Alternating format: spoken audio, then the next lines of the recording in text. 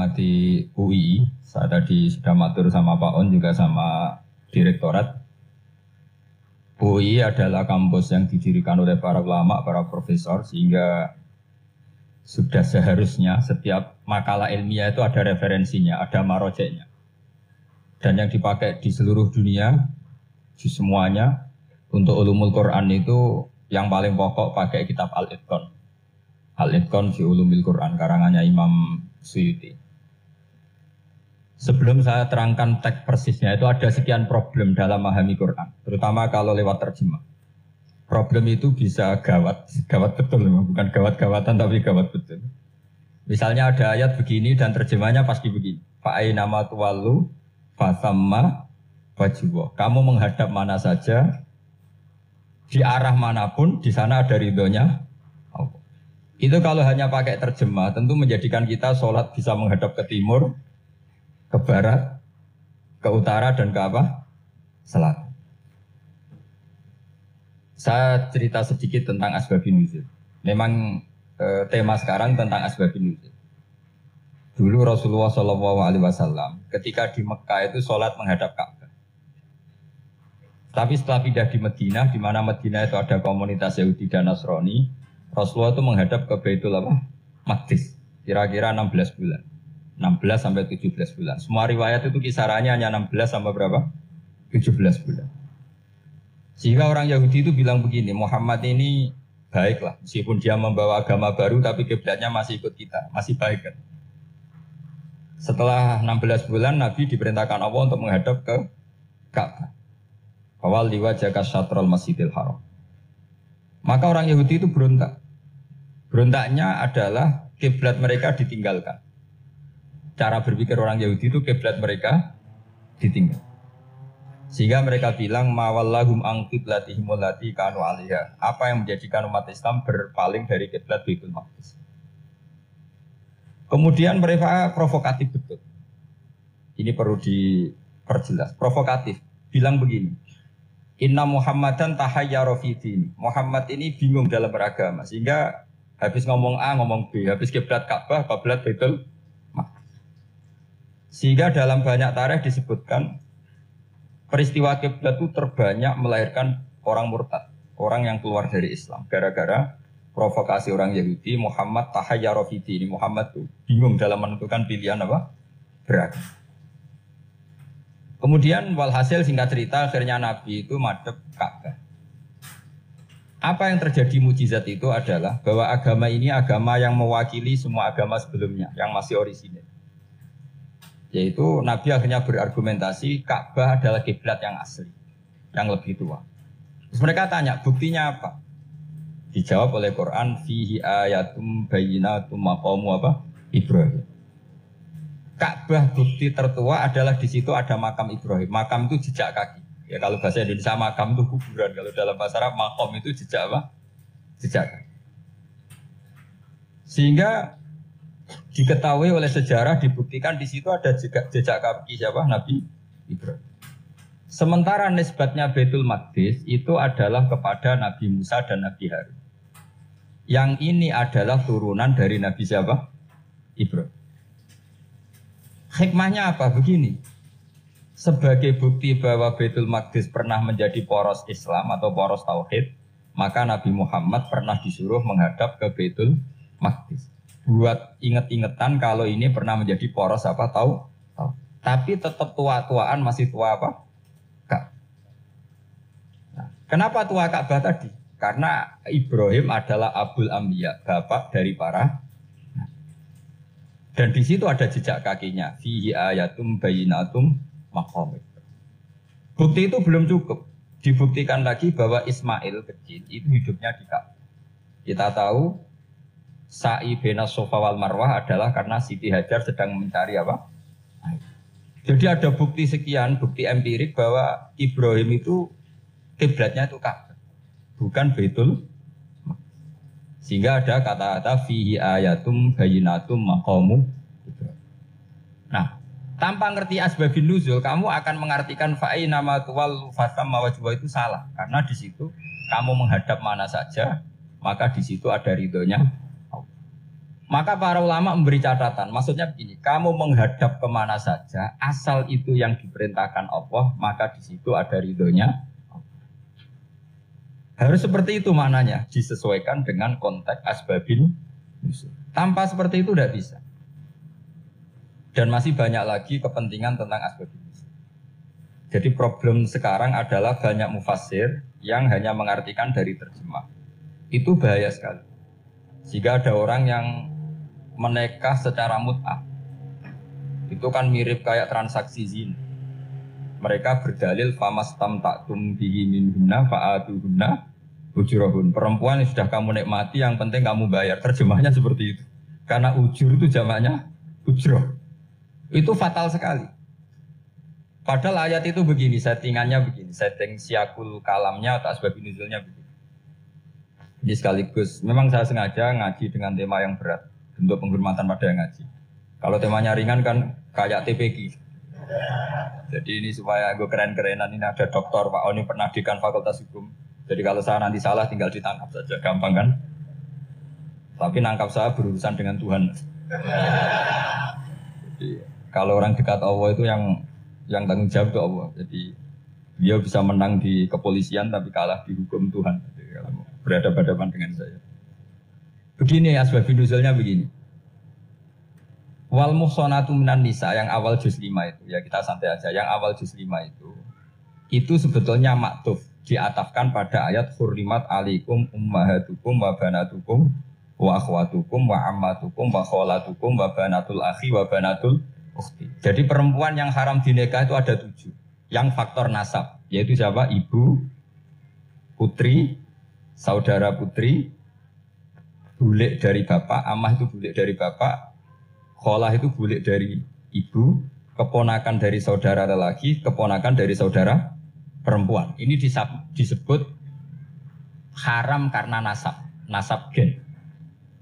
Kalau orang Jawa bilang hanya 4 karena ngitungnya bulik baik dari bapak maupun ibu. Kalau orang Jawa bilang kan bulik terus keponakan dihitung 1. Padahal ada keponakan dari saudara lelaki, ada keponakan dari saudara apa? Perempuan, wabanatul akhi, wabanatul ukhti. Terus kedua, haram karena rodok. Kita tahu dalam hukum Islam rodok adalah sama dengan nasab. Jadi ibu yang pernah menyusui kamu berarti jadi ibu kamu. Dan saudara sepenyusuan berarti menjadi saudara kamu. Ini disebut wa ummahatukum allati arda'nakum wa akhwatukum minar rodok. Terus ketiga, haram karena musoharoh, karena binsanan. Jadi pagi ini misalnya saya nikah dengan Sri, bilang qabil tu nikaha wa taswijaha bil mar'il madkur. Setelah nikah dengan Sri ini otomatis ibunya dia menjadi mertua. Otomatis haram saya apa? Nikah. Ini namanya haram karena musoh.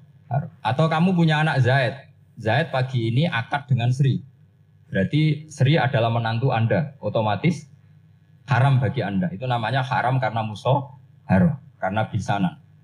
Itu yang disebut waroba apa haram-haram itu kan saat terus itu wa ummahatun nisaikum. Apa ibu dari istri-istri kamu. Memang ini agak jelimet, tapi memang syaratnya mufassir harus biasa jelimet. Jangan hanya nyari partai ayat-ayat untuk kepentingan partai. Wah itu ngeri. Kacau Quran dipakai kampanye. Terus itu berarti sudah 3 kan? Haram karena nasab, haram karena rodok, haram karena musoh.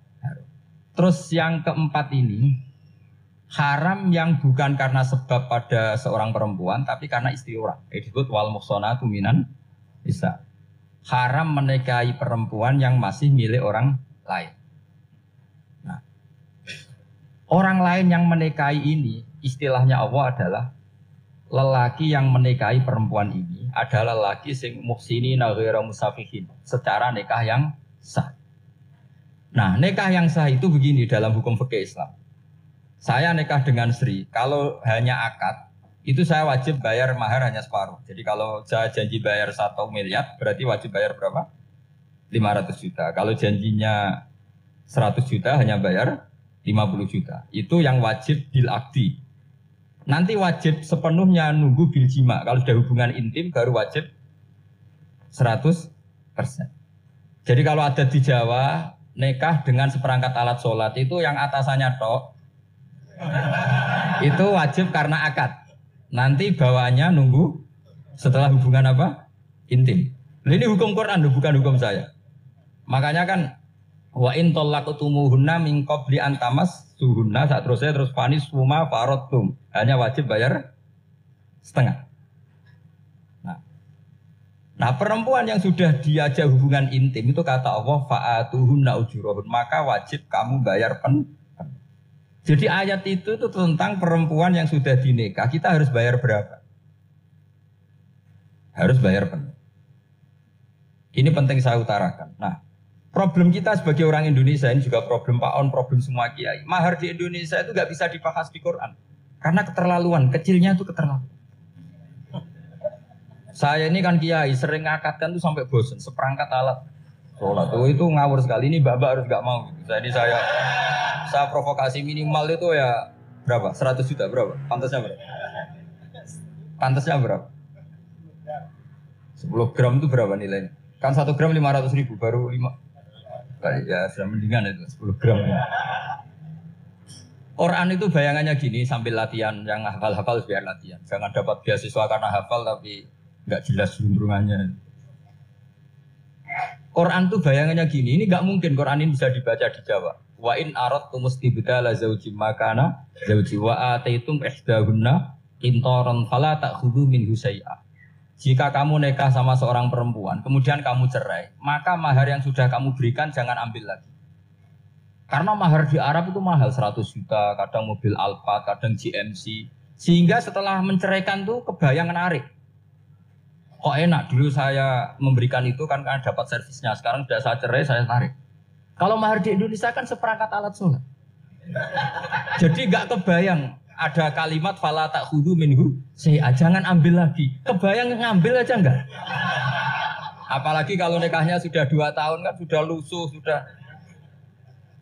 Tapi kalau di Arab itu kebayang karena mahal. Makanya orang Arab suka nikah orang Indonesia karena murah. Jadi bahasa kintoron tuh harta yang enggak ternilai. Wa ataitum ihdahunna kintoron. Yang enggak ternilai, mahal betul. Itu pernah saya hitung, ada yang mahar itu 400 juta, ya sekira segitu. Nah makanya setelah dicerai, Allah memperingatkan setelah kamu kasihkan, ya jangan minta lagi. Kenapa kepikiran minta? Karena jumlahnya besar. Kalau di Indonesia kepikiran nggak minta. Nggak kepikiran, saking kecilnya. Seperangkat alat sholat, kadang 1 juta. 1 juta itu setelah hubungan intim, sebelumnya yang wajib hanya 500. Itu kan nggak kebayang. Makanya susah ngartikan Quran di Indonesia, kadang susah karena kadang terlalu. Itu pernah Sayyidina Umar radhiyallahu anhu pernah bilang begini, wahai para perempuan, mahar itu jangan mahal-mahal, kasihan para lelaki. Itu ada perempuan alimah ya, orangnya alim betul. Meskipun nggak pernah sekolah di UI, tapi alim itu. Itu usul langsung gini, ya Amirul Mukminin, laisa dzalika laka ya Amirul Mukminin. Waqad qala ta'ala wa ataitum ihdahunna qintaran. Kamu hanya seorang Amirul Mukminin, tidak berhak bikin aturan pembatasan mahar. Allah saja tidak batasi. Kenapa kamu batasi? Sehingga dulu yang namanya nikahnya Sulaiman Agung atau Jamaluddin siapa Ratu Agung, kalau hadiah ya sampai tas mahal itu. Ini kan dari bahasa Arab mumtaz mahal. Mumtaz itu istimewa, mahal itu tempat. Dia punya istri yang sangat dicintai, dikasih hadiah mumtaz mahal. Terus ilat Jawa jadi apa? Tas mahal. Itu sama Mujid Ulil Albab kalah. Itu kalau cerai kan kepikiran minta lagi. Dikasihkan yang baru maksudnya. Tapi kalau di Indonesia tidak mungkin karena apa tadi? Seperangkat alat sholat. Begitu nyari yang murah lagi. Yang bagus kitanya, bungkusnya yang bagus. Nah, maka nggak mungkin kita maknani Quran tanpa mengenal yang bernama asbabin. Karena makna ayat itu bisa kacau kalau kita tidak tahu asbabin. Yaitu kayak tadi makna fa'ina ma tuwallu fasamma wajhu. Itu maknanya kan kamu menghadap mana saja, boleh saja di sana ada ridhonya Allah. Berarti kan bisa ke timur, ke selatan, ke utara, ke barat. Itu bahaya betul. Sehingga kata ulama harus mengkaji asbabin nuzul. Supaya porsi ayat ini sampai semana jauhnya itu kita tahu. Tanpa tahu itu tidak bisa. Begitu juga menyangkut kiblat. Sekarang saya tanya, kemarin kan ramai dulu di Kemenak, kiblat semuanya diukur dengan GPS, terus beberapa masjid dikomentari salah, Karena diukur pakai apa? GPS. Kalau dalam bahasa falak disebut yaumarosdil kiblat. Memang bisa diilmu. Tapi pertanyaannya begini, dari awal Allah ngendikan fawal liwajaka syatral masjidil haram. Kamu yang penting sholat itu menghadap masjid. Masjid itu ya bangunan.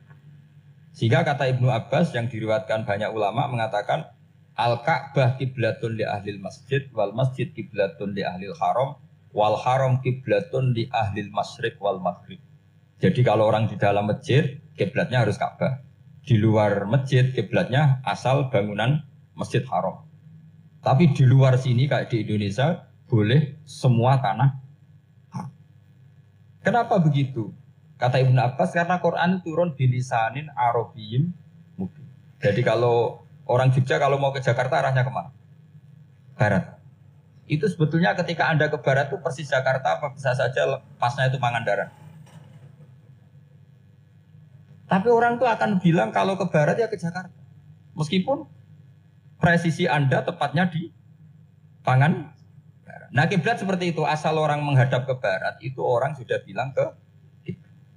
Nggak usah sedetail misalnya harus pas Ka'bah. Saya pernah debat sama tim ahli Kemenang. Nggak bisa Gus, sekarang ada GPS harus tepat Ka'bah. Terus saya bilang gini, kalau teori Anda benar, berarti semua masjid luasnya maksimal 16 meter. Ka'bah itu luasnya hanya 16 meter. Berarti masjid Ulil Albab yang pojok sana sama pojok sana, kira-kira itu ya sudah ada. Tidak kena Ka'bah. Kalau harus tepat, Ka'bah itu kan diameternya hanya 16. 16 sampai 18 kalau nggak salah. Berarti semua masjid kalau ingin tepat Ka'bah harus pas 16. Kalau terlalu luas pilihannya harus cekung. Kan jadi aneh. Makanya saya itu sering Pak On. Dulu saya ini biasa debat fikih. Kalau di tradisi pesantren namanya Basul Masail. Saya punya teman yang paling kurang ajar, yang paling saya kenang dalam sepanjang sejarah. Dulu itu kalau debat fikih itu ya seru. Kalau aturan fikih kan gini, soft paling baik itu kan soft pertama. Baru kedua, baru ketiga. Yang paling keren kan soft awal, soft. Terus teman saya bilang gini Pak, ya kalau gitu gini aja Gus, desain masjid itu memanjang utara selatan. Biar semuanya soft awal. Gara-gara didesain begini kan ada soft 2, soft 3. Apa susahnya? Kita bikin mulai awal supaya masjid itu memanjang utara apa? Selatan. Supaya semuanya soft awal. Ya kalau ada hukum ya diimplementasikan dalam desain bangunan katanya. Itu kan kacau. Terus akhirnya saya jawab, lalu setelah begitu yang paling afdol siapa? Yang dekat imam. Ya sudah, bikin cekung saja kalau gitu. Artinya gini ya, beragama itu yang sehat. Jadi beragama itu berdasar riwayat. Berdasar riwayat, pernah ada ulama yang hitung. Madinah menghadap Ka'bah itu ya tidak pas. Pernah dihitung pakai GPS. Kiblat Madinah ke Ka'bah itu ya tidak pas. Tidak seperti yang pernah dianjurkan Kemenang. Karena apa? Agama ini ngikuti bilisanin Arabiyyin. Mungkin seperti jenengan gini. Semua ini istilahnya apa? Menghadap Gus Bah. Padahal ada yang agak sana, agak sana. Semuanya ngaji sama siapa Gus Bah? Ya sudah. Istilahnya bertatap muka. Memangnya kita benturan. Ini bahasa. Jadi seperti ini semua namanya apa? Beradab. Padahal ada yang agak samping, agak samping. Ka'bah juga gitu. Sebenarnya tidak se-ekstrim yang dibayangkan orang-orang. Cuma kalau bisa tepat, ya kita harus tepat. Tapi tetap saja tidak perlu 16 apa? Meter. Fa'aina ma tuwallu fasamma wajhuhu itu artinya menghadap. Menghadap itu menghadap arah. Makanya Allah tidak ada fawal liwajhaka nahwal Ka'bah tapi fawal liwajhaka syatrul Masjidil Haram. Jadi ini penting saya utarakan supaya kita familiar dengan istilah-istilah Quran. Istilah Quran itu gampang. Nah, kalau kita kaji itu kan. Problem kita tidak pernah mengkaji. Jadi semuanya asing. Kalau kita mengkaji itu gampang sekali.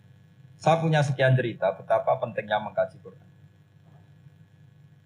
Harun ar-Rasyid itu dinasti Bani Abbasiyah. Itu pinter sekali. Ada seorang ustadz yang agak ekstrim. Itu datang ke Harun ar-Rasyid. Ya Amirul Mukminin, inni nasihun laka famusaddidun alaika. Fala tajidanna alayya fi nafsika syai'an. Saya mau nasihati kamu tapi saya mohon jangan masukkan hati. Karena nasihat ini penting. Tapi saya akan keras, vulgar. akan keras, kritik saya akan keras karena Anda sebagai Amirul Mukminin tidak pecus. Apa kata Amirul Mukminin Harun Rasid? Uskut ya Ustadz. Sebagai riwayat uskut ya jahil, kamu itu Ustadz bodoh, tidak usah banyak omong. Terus kita, kenapa saya bodoh? Terus dibacakan ayat faqula lahu qaulal layyina la'allahu yatadzakkaru aw yakhsha. Inna Allaha ta'ala qad arsala man huwa khairun minka ila man huwa syarrun minni. Wa ma'a dzalika qala ta'ala faqula lahu qaulal layyina. Allah pernah menugaskan seorang yang lebih baik ketimbang kamu, yaitu Musa dan Harun. Musa dan Harun adalah seorang nabi. Kepada orang yang lebih buruk ketimbang saya, yaitu Fir'aun. Itu saja etikanya faqula lahu qaulal layyina. Kamu kalau ngomong yang halus, yang baik, yang berperadaban, kok kamu sama saya mau kasar? Akhirnya ustadznya ternyata pinter kamu, ya pinter aku. Jadi semudah itu. Allah itu menugaskan orang yang lebih baik ketimbang kamu, yaitu Nabi Musa. Kepada orang yang lebih buruk ketimbang saya, yaitu Fir'aun. Itu saja ada etikanya. Kok kamu sama saya mau tambah etika? Mau main kasar hanya karena kamu merasa nasihat Anda benar? Jadi gampang sekali memahami Quran. Tapi lagi-lagi memang bagi ahlinya. Tapi ini saya bantu supaya sampean jadi ahli apa? Quran. Meskipun ngajinya sebulan sekali. Sudah sebulan sekali tidak punya kitabnya. Sudah. Jadi ulama dulu kalau belajar Quran itu gampang. Saya berkali-kali cerita. Yang kitab saya baca di rektorat namanya Syajaratul Ma'arif. Itu kalau cerita bikin judul itu enak sekali. Babuna fil ibad bikulil bilad. Bab seseorang di mana saja hidupnya harus bermanfaat.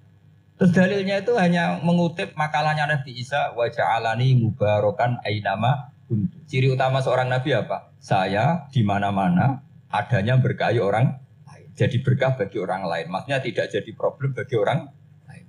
Artinya kamu hidup entah di Jogja seperti Pak Oni orang Jember, saya orang Rembang. Hidup di Jogja manfaat, di Jember ya manfaat, di mana-mana. Saya pernah di Korea seminggu ya manfaat.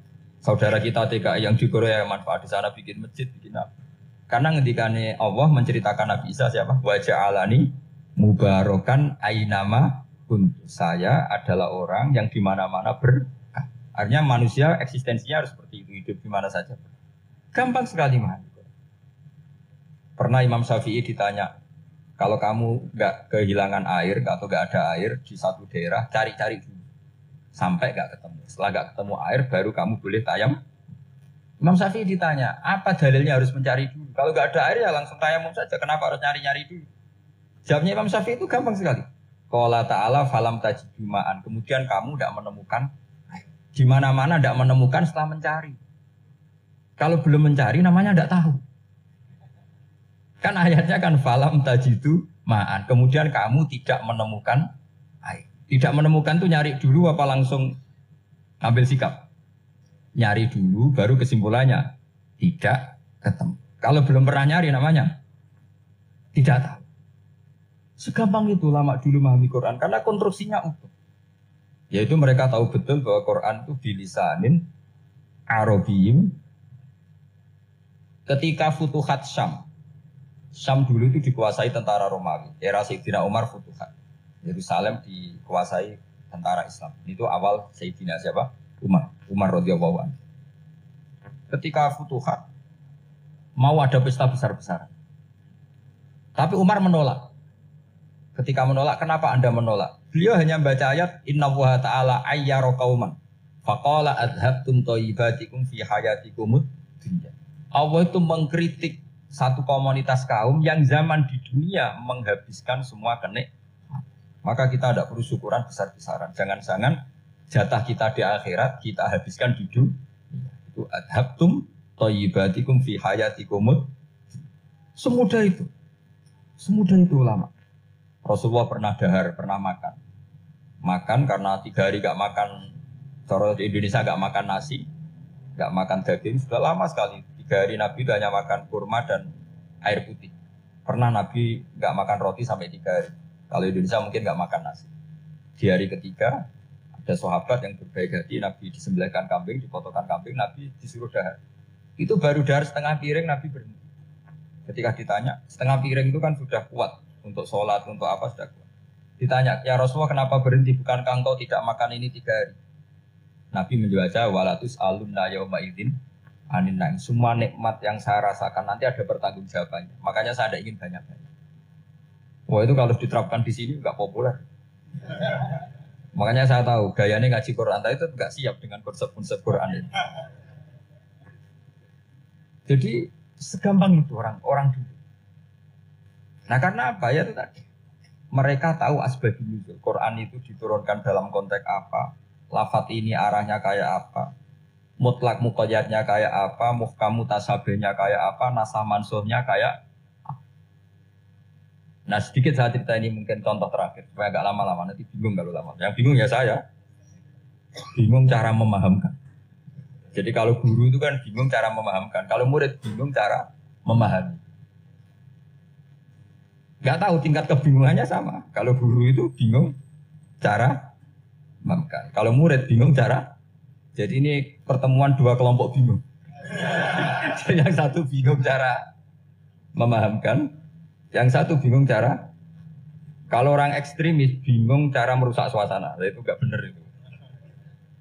Ada loh. Rasulullah itu nabi. Itu paling pusing yang ngadepi orang-orang yang ekstrim. Karena apa? Cara berpikir itu lompatannya itu enggak tertib.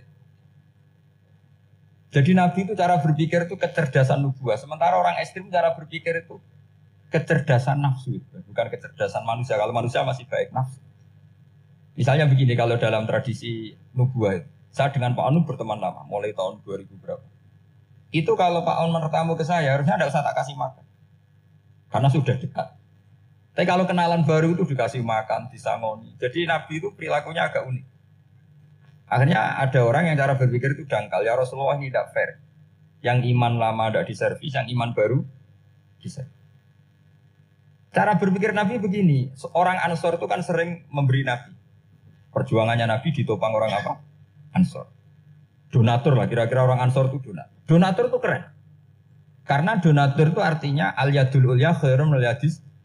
Sehingga ketika Nabi sudah menguasai negara, menguasai Mekah, Madinah, sudah futuhat, itu orang Ansor tetap nggak diservis.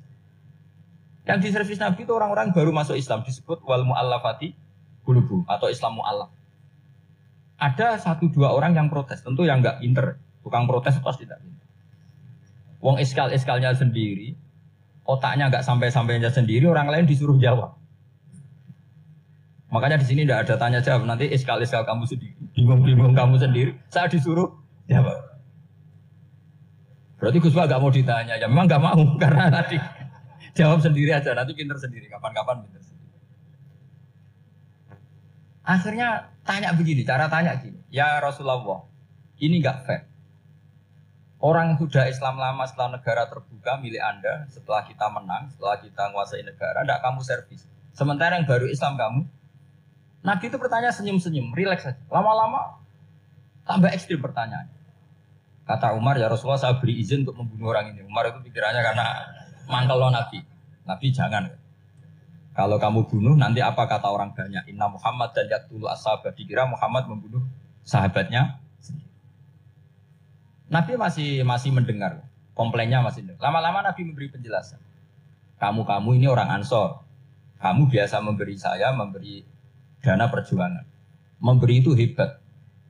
Saya tidak ingin menurunkan grade Anda. Grade sebagai pemberi, berarti kelasnya elit. Sekarang menjadi penerima. Itu tidak bagus. Itu betapa Rasul ini namanya kecerdasan nubuah. Kalau orang biasa memberi, biar memberi saja. Supaya dia tetap heroik, tetap patriotik, tetap keren. Karena mentalnya Jangan sampai dari mental memberi, kemudian mentalnya peminta. Jadi kalau Pak On jadi tim suksesnya Pak Jokowi itu ya tidak minta-minta. Kalau dulu kampanye ya kampanye saja. Biar memberi terus nggak pernah minta. Meskipun akhirnya ya gelong. Tapi Nabi dulu tidak gitu. Jadi orang Ansor itu nggak pernah diservis. Padahal jasanya kayak gitu. Supaya kelasnya tetap kelas elit, yaitu pemberi, penanggung jawab. Nabi nggak ingin orang Ansor turun grade menjadi penerima.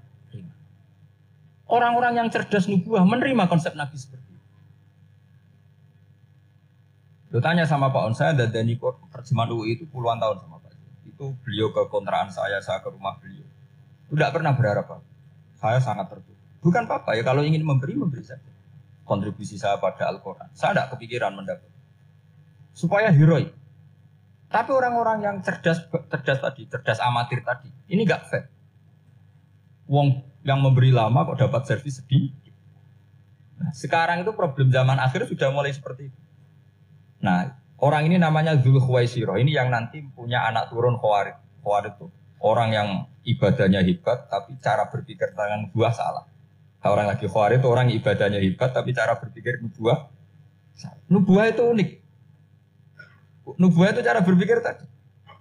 Apa ya? Melihat sesuatu yang benar biar benar terus. Ya itu tadi. Mental memberi itu ya biar memberi terus, tidak usah di-share.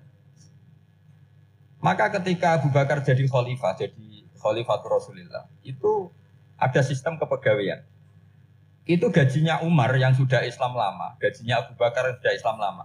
Itu sama Abu Sufyan sama, padahal Islamnya Abu Sufyan baru setelah Fathu Mekah, kira-kira baru setahun.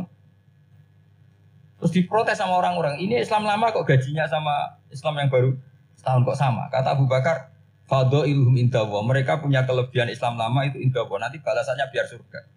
Kalau di dunia sesuai profesinya. Artinya profesi kalau penjaga kantor ya berapa, kalau dosen berapa, pokoknya ya sudah. Dan itu diterima oleh sahabat, semuanya menerima konsep itu. Era Umar agak dibalik. Abu Sufyan kira-kira gajinya 1 juta, yang lainnya yang menangi Nabi mulai awal gajinya 10 juta.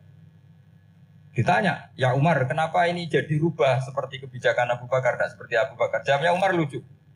Fawwala usawwi baina man qatala Rasulullah wa baina man qatala ma'a Rasulillah. Demi Allah saya tidak akan pernah menyamakan orang yang dulu merangi Rasulullah yaitu Abu Sufyan dengan orang sing selawase dari Rasulullah yaitu Sayyidina Ali dan sebagainya. Ini penting. Artinya ketika gajinya orang saya seperti Ali radhiyallahu anhu itu tinggi itu bukan karena lamanya Islam, tapi karena lamanya iman. Jadi mulai dulu ijtihad itu ada dan dulu dia biasa saja. Karena tadi ada kecerdasan nubuah. Saya ulang lagi, ada kecerdasan apa? Sekarang itu kecerdasan toma atau kecerdasan nafsu. Itu kalau sampai ngaji kitab tasawuf, itu bab bakhil itu tidak ada. Menurut kitab tasawuf, medit itu tidak ada, kikir itu tidak ada. Yang ada itu toma. Toma itu berharap dikasih orang lain. Sampean pernah nggak bilang kalau artis-artis di Jakarta kikir? Tidak pernah kan? Karena kamu tidak pernah ingin diberi. Tapi kalau kamu punya pacar karena kenal tidak pernah ditraktir, oh pacar saya kikir. Karena kamu ingin diberi. Pernah nggak kamu hukumi orang lain kikir? Yang nggak kenal. Padahal tidak pernah memberi kamu. Apa? Karena kamu tidak pernah ini. Coba sekarang kamu saya tanya, ini latihan cerdas. Definisi kikir itu apa tuh Pak? Nggak pernah memberi kamu kan? Artis-artis Jakarta, tokoh-tokoh nasional pernah nggak memberi kamu? Enggak kan? Tapi tidak pernah kamu vonis kikir. Karena kamu tidak pernah tahu. Tapi pacar kamu, kok amin ditraktir terus? Atau istri kamu, atau mertua kamu, kok tidak ngasih warisan, kamu bilang kikir kan? Sebabnya kikir betul apa karena kamu tomak, berharap? Tomak. Maka di kitab tasawuf itu nggak ada bab kikir, yang ada bab tomak. Karena asal usul menvonis orang kikir itu karena tamak. Maka jangan banyak kenal orang, nanti banyak hukum kamu. Sombong juga gitu, di tasawuf itu nggak ada bab sombong. Karena orang hukumi orang lain sombong itu karena kamu ingin dihormati. Ada orang nggak kenal, terus lewat saja nggak tanya kamu bilang sombong enggak kan? Tapi kalau kenal, oh sombong betul, kenal nggak tanya kan gitu. Jadi tasawuf itu sisi unik dari khazanah Islam. Makanya di tasawuf itu nggak ada kritik terhadap kikir. Ya tentu kikir itu buruk, pasti ya kikir itu buruk. Tapi nggak perlu dikritik. Jangan-jangan yang salah kamu. Mau kenal Pak On di PPAI terus ingin jadi sekretarisnya. Terus ingin kenal Pak Jokowi ingin jadi menterinya. Nanti kenal rektor ingin jadi pegawainya. Ketika nggak diturutin bilang Pak Rektor kikir. Tapi orang lain ya Kak pernah berharap. Mungkin nggak menvonis Pak Rektor atau Pak On ini kikir. Enggak kan? Berarti vonis kikir itu status orang itu apa nggak kesampaian niat kamu? Memang agak jelimet ilmu tasawuf itu, tapi itu unik. Itu bagian dari khazanah Pak Islam. Makanya Rasulullah itu sering isti'adah minta perlindungan wa min toma'en fi ghairi matma'in. Ya Allah, saya tidak ingin berkeinginan yang tidak layak. Karena semua dunia ini dimulai dari keinginan. Coba kamu protes negara itu karena apa? Ingin makmur sejahtera tanpa kerja sehingga nyalakan menteri keuangan, menteri ini. Makanya kalau guyonannya ulama tasawuf gini, tak beri bocoran. Guyonannya orang tasawuf. Begini guyonannya. Anta lam tajid min nafsika kullama turid. Fa kaifa turidu min ghairika kullama turid. Kamu yang punya keinginan saja tidak bisa memenuhi apa yang kamu inginkan. Kenapa keinginan itu kamu timpakan ke orang lain untuk memenuhi kamu? Wong kamu yang punya keinginan saja tidak bisa mewujudkan. Kenapa keinginan Anda kamu timpakan, bebankan orang lain untuk memenuhi keinginan Anda? Misalnya kamu, Gus saya ini goblok, tolong pinterkan. Wong kamu yang ini saja tidak bisa. Kok menyuruh saya? Jadi kalau tiap tasawuf itu unik. Seperti kamu mencintai istri tulen, itu ingin kan dicintai istri tulen. Kamu sendiri kan nggak bisa cinta tulen, masih pelengahan sana sini. Kamu pacaran, ingin pacar kamu setia. Ternyata kamu bikin sekian alternatif. Kalau putus ini punya ini, putus ini. Tapi kamu ingin ini setia, kan nggak fair. Makanya guyonnya orang tasawuf itu, anta lam tajid min nafsika kullama turid, fa kaifa turidu min ghairika kullama turid. Gampang tuh apalane, pokoknya ratrit gitu aja gampang. Jadi kamu yang punya keinginan saja tidak bisa memenuhi. Kok orang lain disuruh memenuhi. Sehingga orang tasawuf itu malu betul. Misalnya saya kok ingin Pak On takdim sama saya itu kurang pegawai. Kalau saya ingin ditakdimi saya menakdimi diri saya sendiri. Makanya berbahagialah orang yang ngilu terus saya ganteng sendiri ya Allah. Saya kaya sendiri. Menunggu orang lain bilang kamu kaya itu repot. Menunggu orang lain bilang kamu hebat itu, ya sudah bilang aja ya Allah saya hebat, ya Allah saya ganteng, ya Allah saya cantik. Daripada menunggu orang lain bilang apa? Cantik. Jadi ilmu tasawuf itu unik. Jadi kalau fikih itu yang dikritik itu kikir. Kalau tasawuf enggak toma. Karena orang yang kamu vonis kikir itu jangan-jangan tidak kikir tapi mementingkan yang lebih penting. Misalnya ada teman yang tidak pernah nakdir kamu, ternyata punya ibu sakit, uangnya dianggarkan untuk ibunya yang sakit, atau anaknya sekolah, atau keluarganya masih butuh dia, ya, sehingga sama teman dia kikir. Hakikatnya kikir apa mementingkan yang penting? Tapi kamu karena gak pernah ditraktir menvonis kikir. Nah, ini pelajaran. Jadi makanya yang dianteni ilmu tasawuf itu tomak, tamak. Jadi kalau dalam bahasa Indonesia bukan kikir. Karena vonis kikir itu akan disematkan orang yang tidak kesampaian hajatnya. Pokoknya bapak saya itu, keluarga kiai itu ajarannya itu. Yang penting jangan berharap dari orang lain. Ini Pak On saksinya, saya dulu benahin terjemah itu nggak pernah ingin diperlakukan seperti itu. Ya ngaji aja. Karena pikirannya keluarga kiai itu sederhana. Kalau ngamal ya ngamal saja. Ngamal itu heroik. Makanya buyut-buyut kita semua ini kan pahlawan semua. Membela negara Indonesia jadi merdeka. Ya nggak pernah kebayang jadi presiden, menteri. Tapi sekarang nggak, ngamal sedikit saja harus jadi menteri. Jadi ini bahaya kalau dalam kelangsungan bernegara karena orang biasa transaksional. Awal negara ini dibangun berdasar heroik, bukan berdasar apa? Transaksi. Tapi sekarang orang akan membiasakan itu. Apa-apa itu transaksional. Ini tidak bagus untuk kelangsungan bernegara. Apalagi kelangsungan beragama. Sehingga seperti saya ini masih punya desa-desa binaan di Sragen, di pedalaman Papua sekalipun. Saya punya santri banyak di Papua. Itu kalau cerita itu unik-unik. Itu mau Jumatan, itu nggak ada orang 40. Sudah datang setengah 12. Itu datangnya 3 jam. Di situ mau ketemu santri 3. Semua, karena ya akhirnya mereka tanya gini Pak.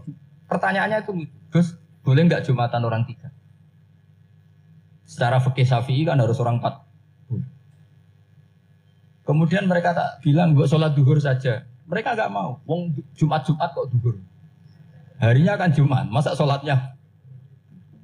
Sehingga kita yang jadi kiai akhirnya nyari fikul madzhabil arba. Nyari fikih madzhab 4. Ternyata Imam Malik membolehkan orang 6. Ada yang bilang 12. Yang penting keceluk jampun. Jampun itu kelompok. Kalau 3 kan belum keceluk apa? Belum disebut apa? Ini penting saya utarakan supaya kita berjuang itu bukan karena service seperti ini kayak di Ulil Albab, masjidnya keren, kampus swasta tertua, terus termasuk nomor 1-2 di Indonesia. Oke, kita syukur dengan kebesaran UI. Tapi yang namanya dakwah itu menjadikan orang tidak tahu menjadi tahu, termasuk kepada desa-desa tertinggi. Sama, yang namanya menteri itu pembantu presiden untuk memenuhi kebutuhan rakyat banyak. Sekarang misalnya menteri pertaniannya itu hebat, cerdas. Tapi petani nggak mau nandur padi, mau apa? Coba yang membantu ketahanan pangan itu para petani mau nanam padi apa karena menteri pertanian? Karena petani mau nanam. Ya sudah GR saja, kita pembantu presiden semua. karena ikut menyumbangkan ketahanan pangan. Tapi kamu kan nggak digaji, kita keren ngamal tanpa harap gaji. Ini benar, ini penting supaya Anda itu nggak hati kecil gitu. Ikut menyumbang negara tanpa ingin dapat gaji. Keren nggak? Dan itu nubuah. Apa? Nubuah. Orang Ansor itu seperti itu. Sehingga ketika Rasulullah wafat dan ada kompetisi kepemimpinan, itu orang Ansor gak ikut. Sudah kita makmum saja, silahkan dibagi di. Saking baiknya orang Ansor. Nah, makanya saya ulang lagi ya. Kecerdasan nubuah ini yang gak difahami orang Khawarij. Orang Khawarij cara berpikir,